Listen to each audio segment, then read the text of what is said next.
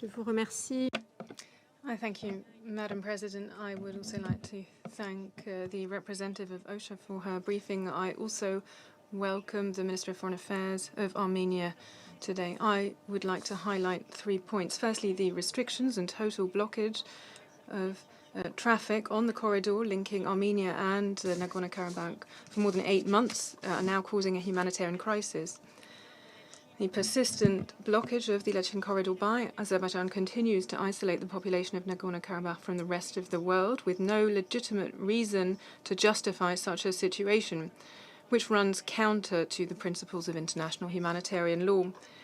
This situation, combined with the interruptions to the supply of gas and electricity, the drying up of water resources, the difficulties encountered by the population in gaining access to seeds, the shortage of fuel, which is hampering agricultural work, is now degenerating into a humanitarian crisis.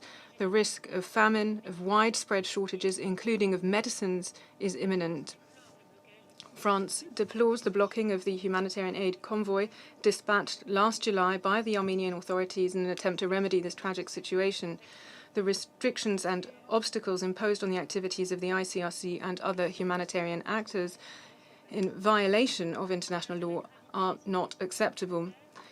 In view of the gravity of the humanitarian situation, France calls for the unconditional and immediate restoration of the free movement of goods, people and merchandise along the Lachin Corridor in both directions, and for a continuous supply of gas and electricity to the population.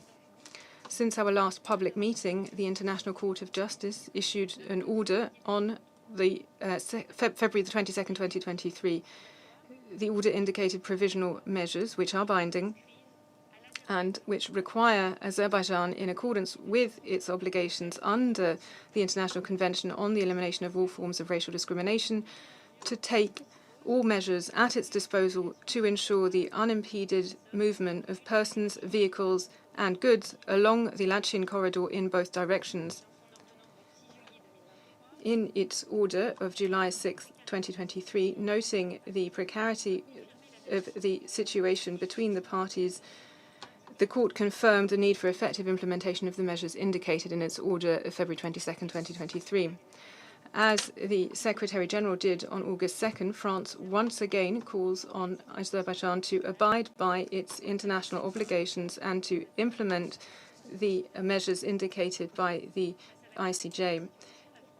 In light of the gravity of the situation, France welcomes the action of the ICRC on the ground, to which it will reinforce its support. France calls for the immediate, free and unhindered access for humanitarian organizations and UN agencies to the populations concerned and for the reopening of the Lachin Corridor.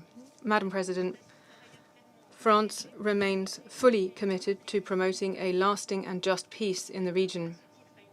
To this end, France calls for a resumption of negotiations aimed at resolving all outstanding issues, including the rights and guarantees of the population of Nagorno-Karabakh.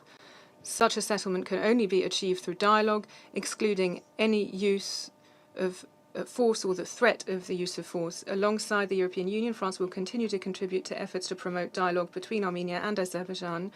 It fully supports and participates in the mediation efforts led by the EU to promote a process of normalization. We will support the search for progress on all subjects under negotiation, including the draft peace treaty, border demarcation, humanitarian issues, and the opening up of communication routes. France stands ready to contribute to these objectives in liaison with all parties and stakeholders. Thank you very much.